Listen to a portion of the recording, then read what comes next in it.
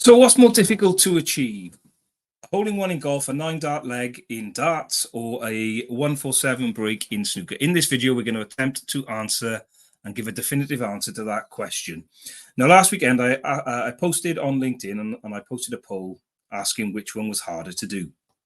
We got the answers in here. And if you know nothing about golf, darts, or snooker, a little brief overview of what these achievements mean. So in snooker, a 147 break involves 36 consecutive pots without missing, 15 red balls followed by 15 black balls, and the colours in sequence. That came out the winner of my difficulty poll.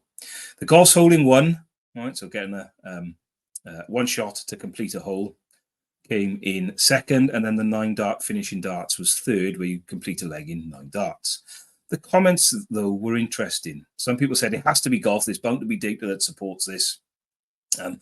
Others suggested it was snooker and darts was more difficult over the golf shot. And somebody said if you had 1,000 pretty average golfers head into their local course on a Saturday, some of those could get lucky on a par 3 and fluke a hole-in-one. If you had the same number of very average snooker and dart players rock up at their local club, none of those would have a chance of a 147, and you'd be very, very, very lucky to land a 9-darter.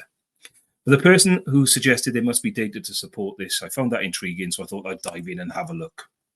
So I decided to look at the greatest of all time in their respective sports. It's not intended to be a debate of who the greatest player is here, more just trying to get a feel for the frequency someone is considered to be, someone considered to be one of the best in this sport is going to achieve the aces, the 9-darter, the 147 break. So I thought I'd look at Tiger Woods, Phil Taylor, and Ronnie O'Sullivan. This is pretty good because their active years overlap considerably as well. Now, Tiger Woods, also on that screen, you'll see Hal Sutton. I'll explain why Hal's there in just a second. Woods is considered one of the greatest golfers of all time. According to Wikipedia, he's had 20 hole-in-ones, but only 3 have come in tournament golf. And those came in 96, 97, and 1998. So in the course of his career, Woods played 373 PGA events, winning 82. But Woods is not, despite his success in golf, he's not the leading hole-in-one hitter on the PGA.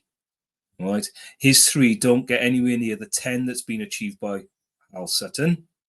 And there's another person, Robert Allenby, I think, is also on 10. Woods isn't even in the top 30 golfers for hole-in-ones. Phil Taylor dominated professional darts from the 90s through to the middle of around about 2018. And he got 22 competitive 9-dart finishes, I believe. Again, Taylor's not the leading 9-dart hitter. He is second in that list. Michael Van Gerwen is leading with 27. Taylor is in second spot. I think 11 of those came in TV events.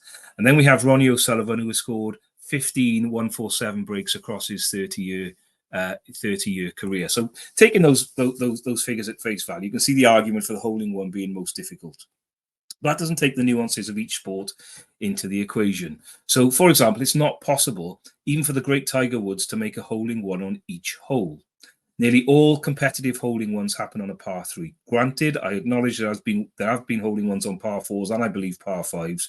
But for this little post, let's just assume that a golfer can only realistically make a hole-in-one on a par 3 hole. So how many opportunities did Tiger Woods have to make a hole-in-one? With darts and snooker, at the start of every frame, start of every leg, that opportunity is there. In golf, it's just not possible on each hole. So let's look at Tiger Woods, right? Now, according to the internet, ChatGPT and the PGA official website, Woods has played a total of 373 PGA Tour events over the course of his career. He made the cut, so he got through, played all 4 rounds, 338 times, which means he has played a total of 1,422 rounds of golf. He scored 3 hole-in-ones on the tour. Now, how many hole-in-ones could he have scored?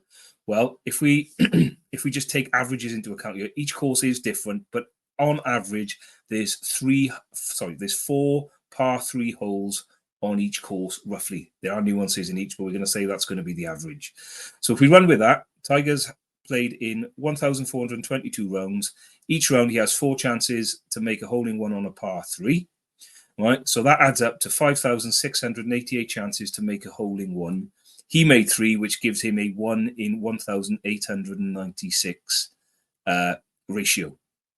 Now, Hal Sutton is on here. Woods is not the most prolific hole-in-one hitter in golf. He doesn't make the top 30, right? So probably a couple of points worth noting off that. One of the best players in the history of golf is not one of the best hole-in-one hitters, which might imply and support the luck factor that can be involved in achieving a hole-in-one.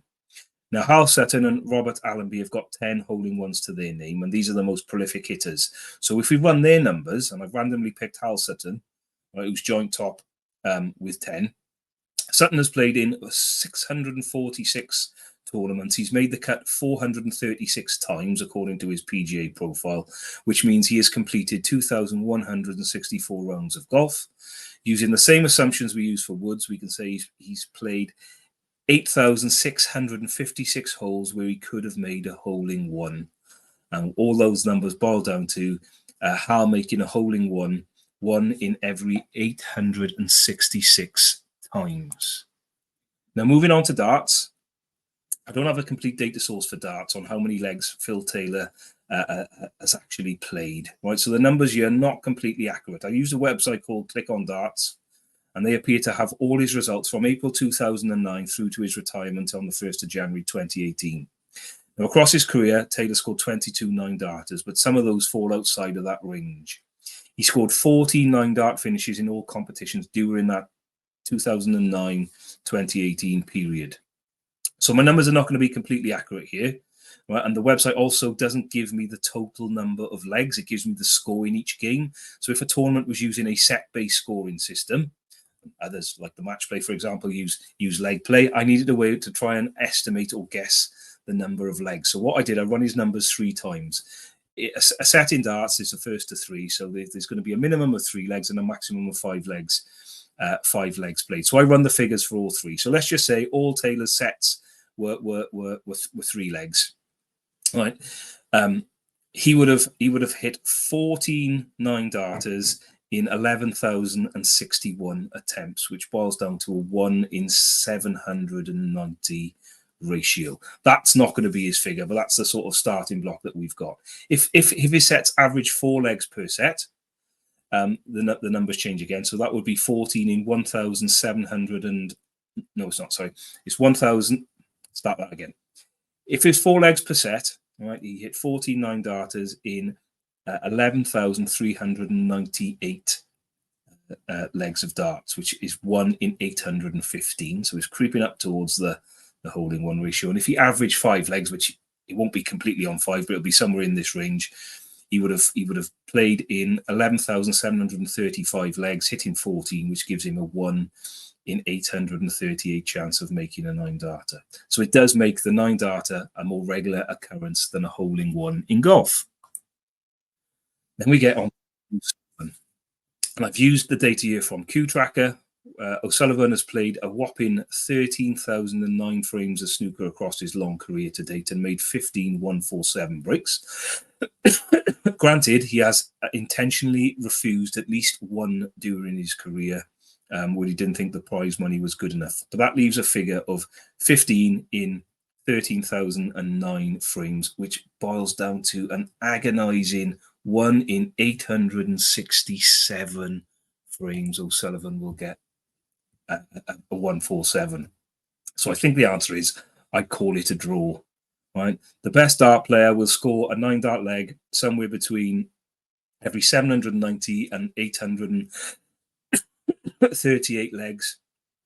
The golfer who scored the most hole-in-ones will get one on every 866 par 3 he plays, and the best snooker player will get a 147 break, 1 in every 867 frames he plays. So there's the answer. It's too close to call, both a significant achievement. Now, if you want to have a bit more fun with data and you're reading this before noon or watching this before noon today, that's the 26th of January 2024, then use this QR code, sign up for our webinar this afternoon. And if you want to learn a little bit more, you can come on our SQL